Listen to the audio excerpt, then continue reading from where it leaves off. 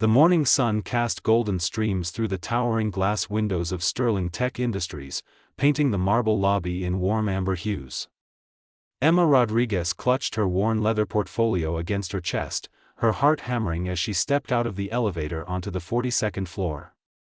At 24, fresh from completing her business degree at NYU while working 2 part-time jobs, she had finally landed a position at one of Manhattan's most prestigious technology firms. Her reflection in the polished chrome elevator doors showed a young woman with chestnut hair pulled into a professional bun, wearing a navy blazer she had found at a consignment shop in Brooklyn. The outfit was simple but elegant, carefully chosen to make the right impression on her first day as an administrative assistant in the Strategic Development Department. The reception area was breathtaking, decorated with modern art pieces and sleek furniture that spoke of wealth and innovation. Emma checked the orientation packet in her hands one more time. Floor 42, Suite 4205, report to Department Manager Catherine Mills at 9 o'clock sharp. She glanced at her watch, noting she had arrived 15 minutes early, a habit instilled by her mother who had raised her alone after her father passed away when Emma was 10. Walking down the corridor, Emma found herself confused by the layout. The suite numbers seemed to skip randomly. 4201, 4203, 4210, where was 4205? She backtracked, noticing a large double door made of dark walnut with bronze handles but no visible number. Perhaps the number had fallen off, or maybe this was a conference room where orientation would be held. Taking a steadying breath, Emma knocked twice and heard a deep male voice call out from within. She turned the handle and stepped inside, immediately overwhelmed by the sheer magnificence of the space before her. The office was enormous, spanning what must have been half the floor. Floor-to-ceiling windows offered a panoramic view of the Manhattan skyline, with Central Park visible in the distance. The furniture was clearly custom-made, all clean lines and expensive materials. Abstract paintings that Emma recognized from her art history classes adorned the walls, originals worth more than she would earn in several lifetimes. Behind an expansive desk of polished ebony stood a man who made Emma forget why she had entered the room. James Blackwood was tall, easily over 6 feet, with dark hair styled in a way that looked effortlessly perfect.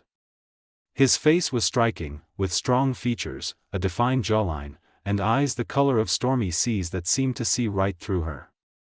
He wore a crisp white dress shirt with the sleeves rolled to his elbows, no tie, and charcoal gray slacks that fit him perfectly. There was an air of authority about him, the kind that came naturally rather than being forced. Time seemed to slow as their eyes met. Emma felt a jolt of electricity run through her body, as if every nerve ending had suddenly come alive. His expression showed surprise, then something else, something that made her pulse quicken and her breath catch in her throat. "I'm so sorry," Emma managed to say, her cheeks flushing with embarrassment.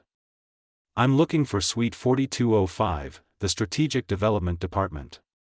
Today is my first day. I'm Emma Rodriguez." The man studied her for a moment that felt like an eternity, his gaze taking in her face with an intensity that made her feel both vulnerable and strangely seen.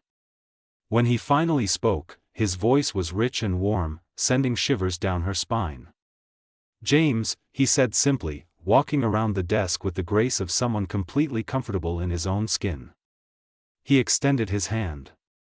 "James Blackwood." When their hands touched, Emma felt that same electric current, stronger this time. His grip was firm but gentle, and he held her hand just a fraction longer than necessary. She found herself unable to look away from his eyes, drowning in their depths. "Emma," she repeated unnecessarily, mesmerized. "Emma Rodriguez." "A beautiful name," James said, his thumb unconsciously brushing against her knuckles before he released her hand. "Spanish heritage?" "My father's family came from Mexico," she found herself saying, surprised at how easy it was to talk to him. "My mother is Irish-American. It makes for interesting family gatherings." James smiled, and Emma felt as if the sun had broken through clouds. "I can imagine. My own family tree is a mix of English, Scottish, and French-Canadian." We're all mutts here in America, aren't we? The weeks that followed Emma's first day at Sterling Tech Industries became a delicate dance of professional boundaries and undeniable attraction.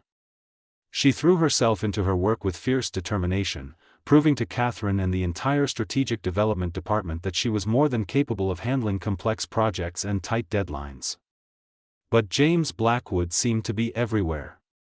He would appear in the department for what he called routine check-ins, though Catherine mentioned with a raised eyebrow that he had never done routine check-ins before Emma arrived.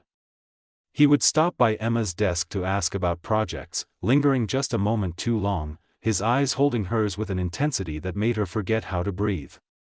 3 weeks into her tenure, Catherine called Emma into her office with an opportunity that both thrilled and terrified her. "Emma, I'm assigning you to assist with the Henderson merger project," Catherine said, sliding a thick folder across her desk.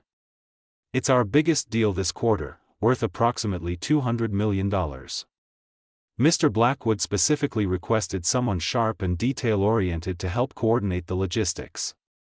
Emma's hands trembled slightly as she accepted the folder. "Thank you for this opportunity, Catherine. I won't let you down." "I know you won't," Catherine said, but there was something knowing in her smile. "You'll be working directly with Mr. Blackwood on this. Daily meetings, sometimes extending into evenings. Can you handle that?" The question held layers of meaning that Emma chose to ignore. "Of course. I'm here to work." That afternoon, Emma found herself back in James's magnificent office, this time by official invitation. He sat across from her at a small conference table by the windows, the city sprawling beneath them like a kingdom at their feet. "Thank you for taking this on," James said, his voice professional but his eyes warm. "I know you've only been here a short time, but Catherine speaks highly of your work ethic and intelligence." "I appreciate the opportunity," Emma replied, opening her laptop and pulling up the project files. "I've reviewed the preliminary documents.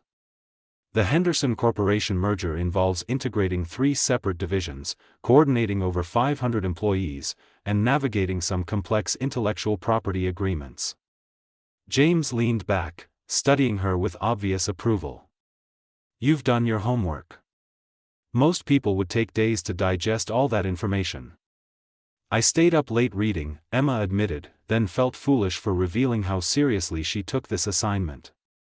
"Dedication," James said softly. "That's rare these days. People want success without sacrifice." He paused, his eyes never leaving hers. "Tell me, Emma, what drives you? What made you want to work here?" The question was personal, crossing the invisible line they had been carefully maintaining. Emma considered deflecting but found herself answering honestly. They stood there in the middle of the vast office, neither seeming to want to break the spell that had settled over them.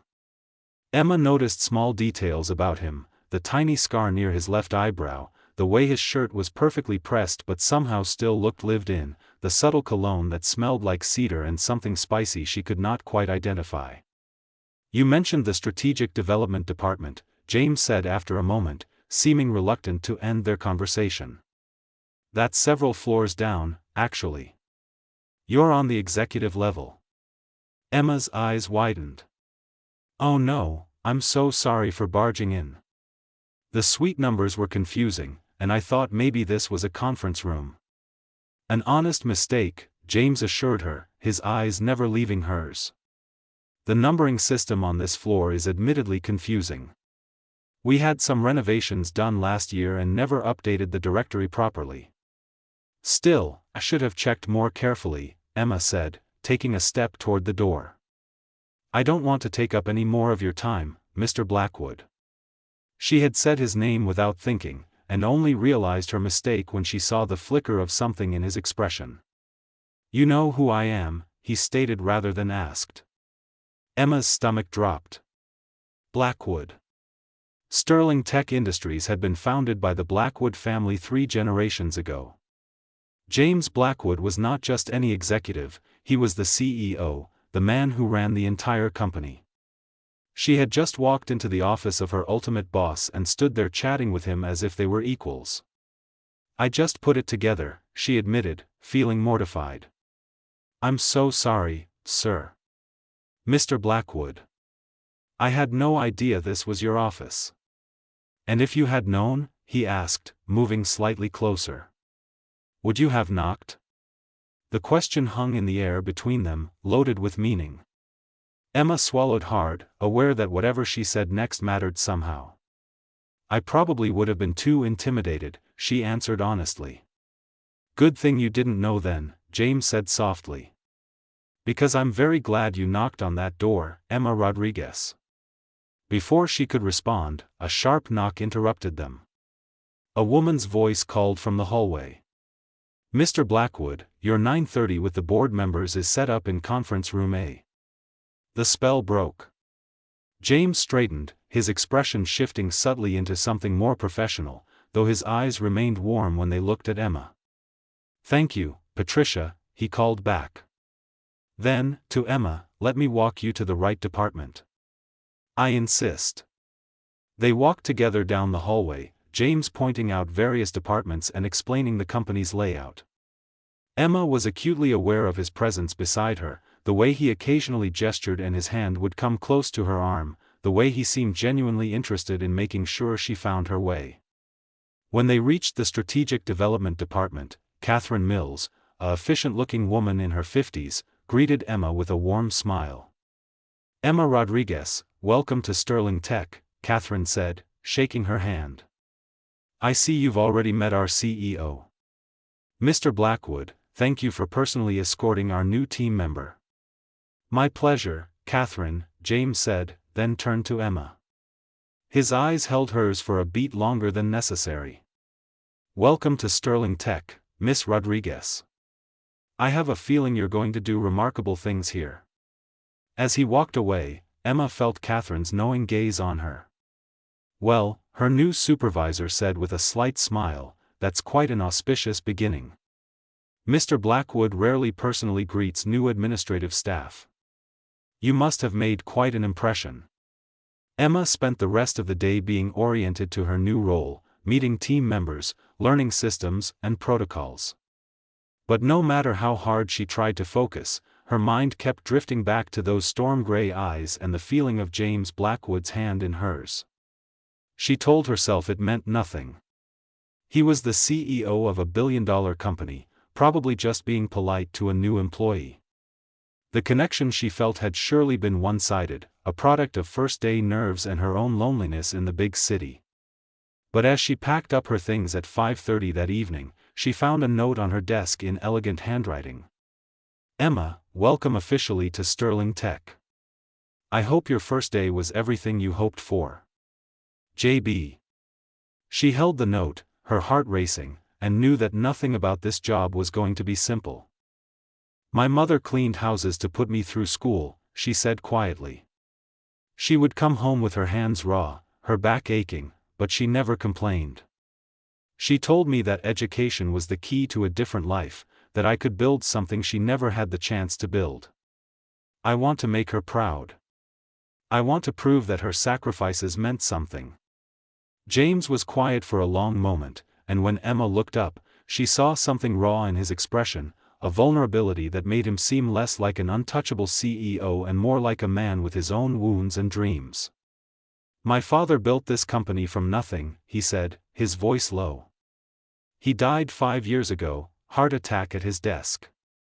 He was only 62. My mother followed him 6 months later. The doctors said it was cancer, but I think it was a broken heart.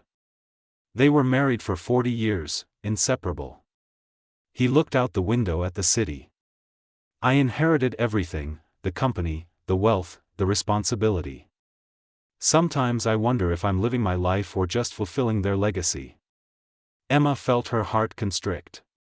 Without thinking, she reached across the table and placed her hand over his. I think you're doing both. Building on what they created while making it your own. That takes courage. James turned his hand over, lacing his fingers through hers. The simple gesture felt monumental, like crossing a bridge from which there was no return. Emma, he said, his voice rough with emotion. I need to be honest with you. From the moment you walked into my office, I haven't been able to stop thinking about you. I know this is complicated. I know I'm your boss, that there are rules and protocols and 1,000 reasons why this is a terrible idea. But I've spent 5 years doing everything right, following every rule, keeping every boundary. And I'm tired of being alone. Emma's breath caught. Every rational part of her brain screamed that this was dangerous, that office romances, especially with the CEO, never ended well.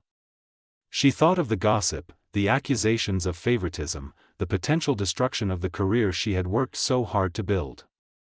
But then she looked into his eyes and saw the same loneliness she felt every night in her tiny Brooklyn apartment, the same hunger for connection, for someone who understood the sacrifices and struggles that shaped who they had become.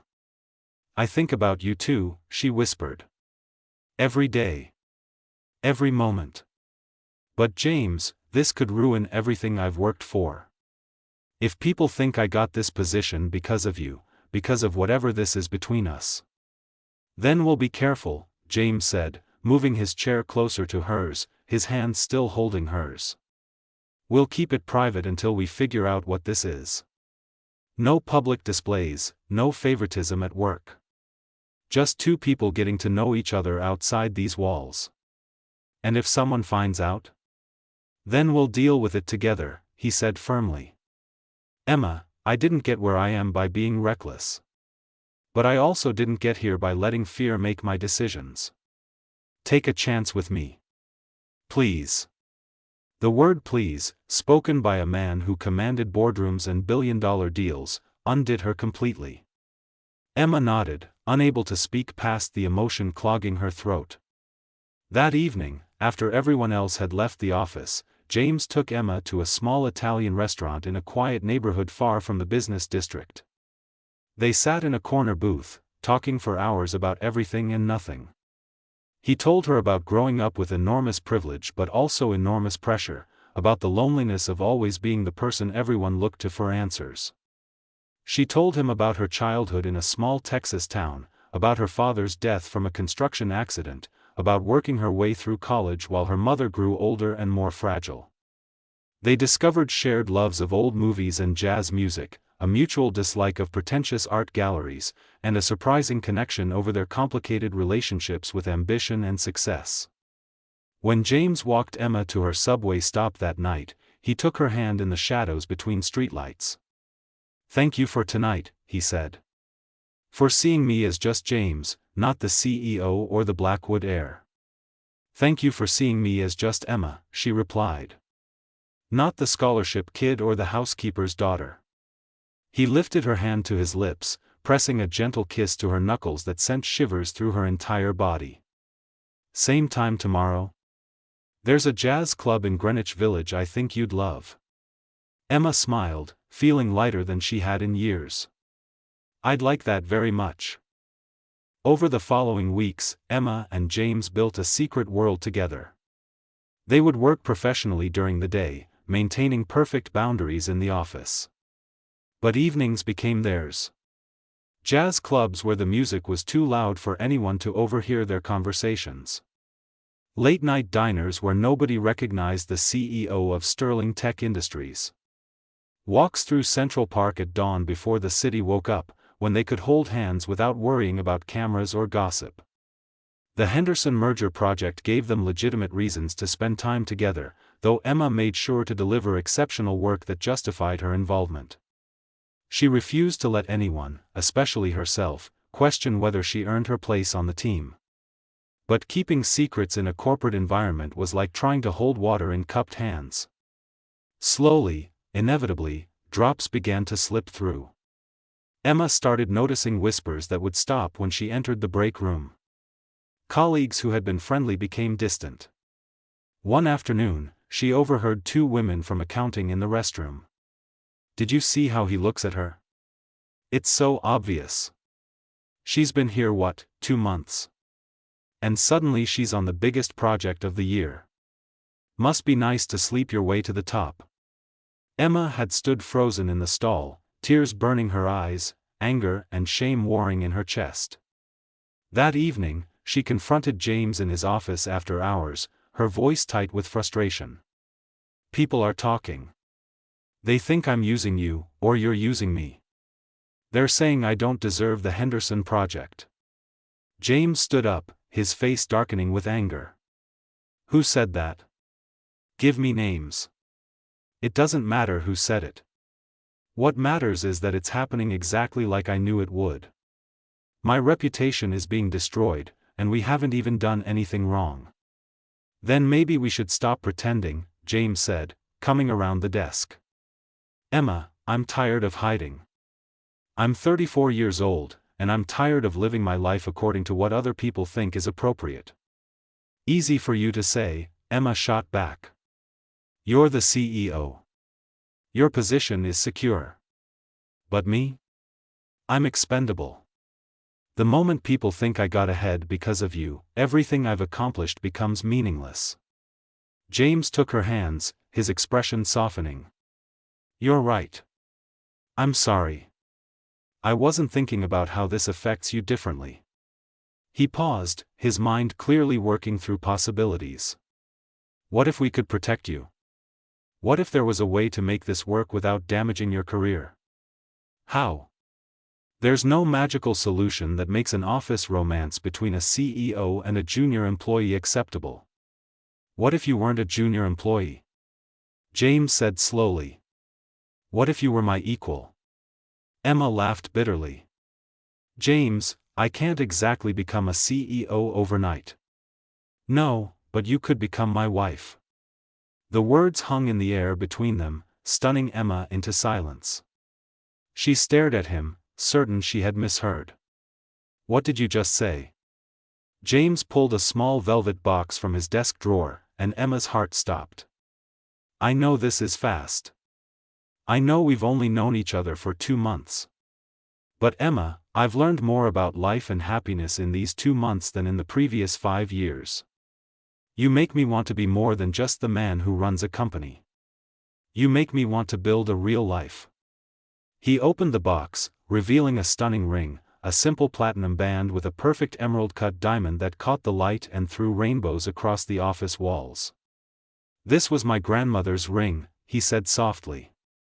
She gave it to me before she died, told me to save it for someone who saw me, really saw me. Emma Rodriguez, will you marry me? Emma felt tears streaming down her face, overwhelmed by the enormity of what he was offering. James, you can't propose just to solve an HR problem. I'm not, he said firmly, setting the box aside and taking both her hands in his. I'm proposing because I love you. I'm proposing because when I imagine my future, you're in every part of it. The HR problem is just one more reason to do what my heart has been telling me to do since the day you walked into my office. This is crazy, Emma whispered. People get engaged after years, not months. People also spend years in relationships that go nowhere, James countered. Emma, when you know, you know. My grandparents were engaged after 3 weeks and were married for 63 years. My parents knew each other for 2 months before my father proposed. Sometimes love doesn't need time. It just needs truth. Emma looked into his eyes, seeing the absolute certainty there, the love that matched what she felt in her own heart. It was crazy and impulsive and completely against every careful plan she had made for her life. But it was also the most right thing she had ever felt. Yes, she breathed. Yes, I'll marry you. James slipped the ring onto her finger, and it fit perfectly, as if it had been waiting for her all along. Then he pulled her into his arms and kissed her, deeply and thoroughly, and Emma felt the last of her defenses crumble away. The decision to marry quickly and quietly was strategic as much as romantic. James and Emma agreed that a secret courthouse wedding would allow them to protect their relationship from corporate scrutiny while Emma continued to prove herself professionally. We'll tell people when the timing is right, James said as they planned. After the Henderson merger is complete, after you've had time to establish yourself beyond any doubt. 3 days later, on a Friday afternoon, they stood before a judge in a small courthouse in upstate New York with only two witnesses, James's lawyer Thomas and his assistant who Emma had never met before and would never see again.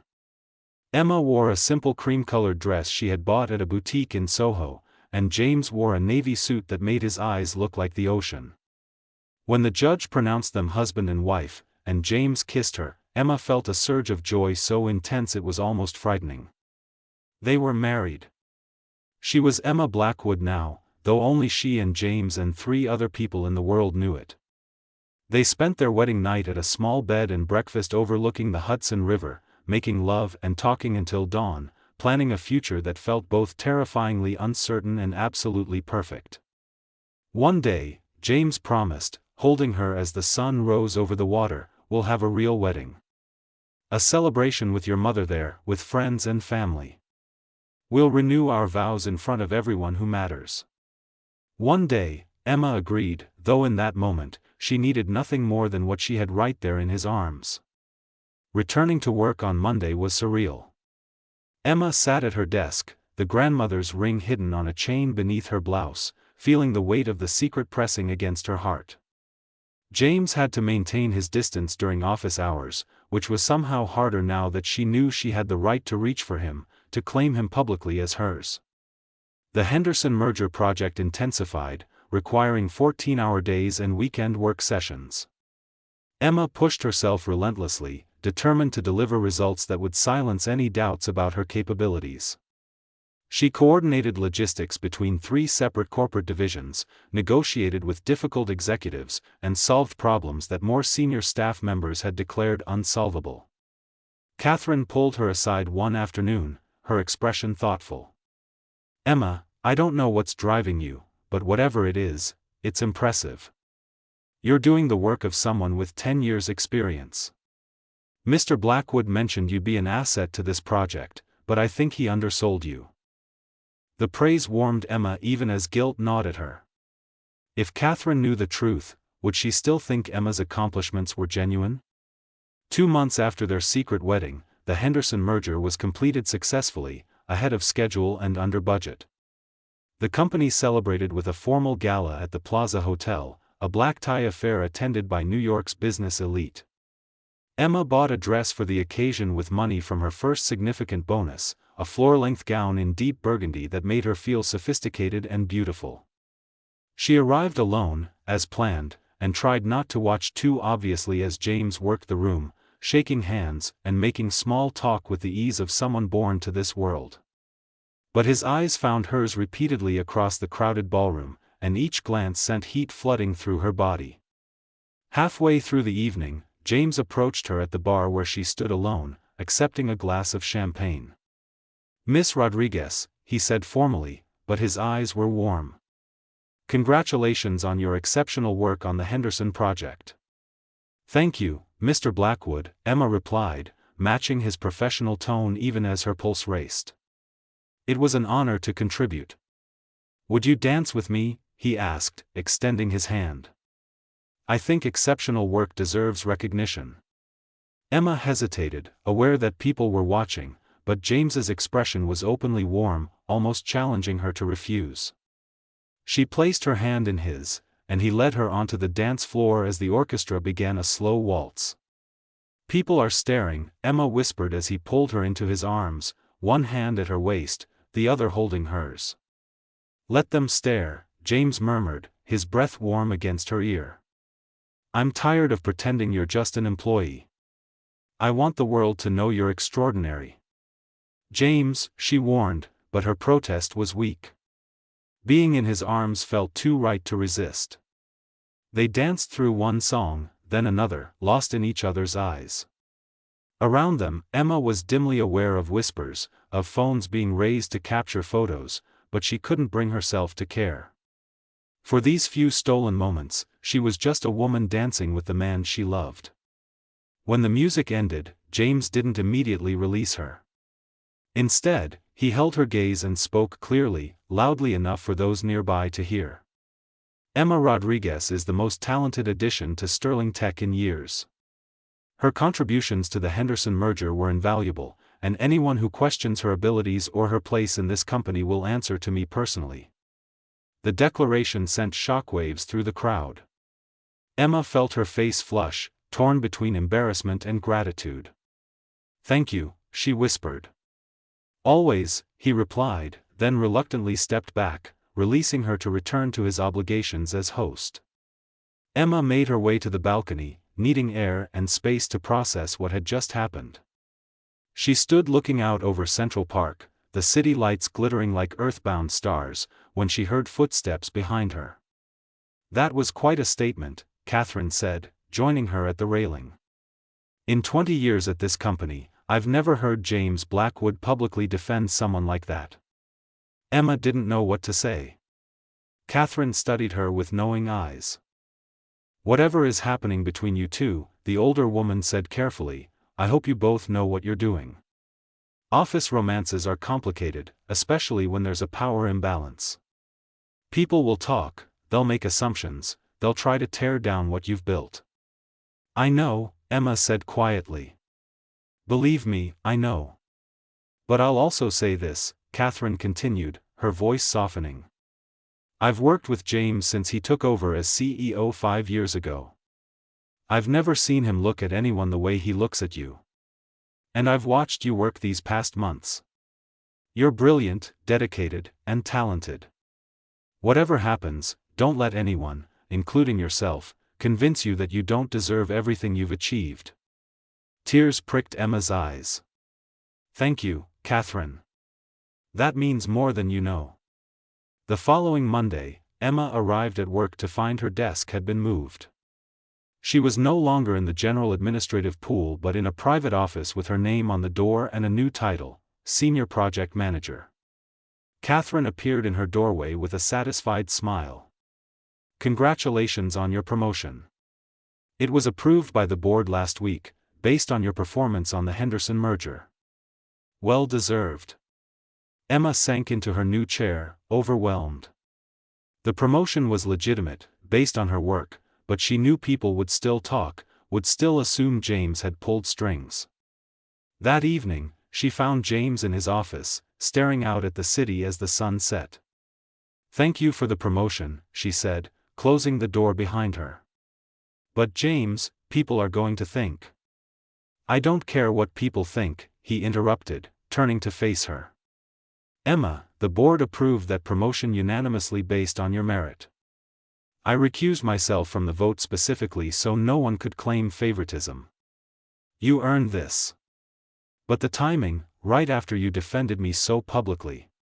"The timing was coincidental," James insisted. "Catherine had submitted the recommendation 2 weeks ago." He crossed to her, taking her hands. "Emma, I'm tired of hiding. I'm tired of pretending. I want to tell the world that you're my wife." Emma's heart leapt even as fear gripped her. "Not yet. Please. Let me establish myself in this new role first. Give me 6 months to prove beyond any doubt that I belong here." James studied her face, then nodded reluctantly. 6 months. "But Emma, after that, no more hiding. I want to shout from the rooftops that you're mine and I'm yours." Those 6 months passed in a blur of successful projects and growing confidence. Emma led teams, closed deals, and earned respect throughout the company. The whispers about her relationship with James never completely disappeared, but they were drowned out by recognition of her genuine talent. At home, their secret apartment in a quiet neighborhood away from prying eyes, Emma and James built a marriage. They cooked dinners together, argued over whose turn it was to do laundry, watched old movies curled up on the couch, and made love with the passionate intensity of two people who had waited too long to be together.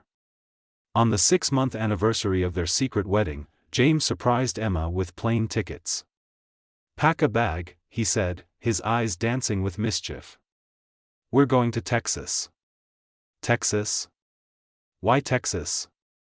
"Because it's time to tell your mother she has a son-in-law." Emma's mother, Rosa Rodriguez, lived in a modest house on the outskirts of Austin, surrounded by the garden she had tended for 20 years. When Emma arrived with James in tow, Rosa took one look at them and burst into tears. The contract that changed everything had not been written on paper or negotiated in boardrooms.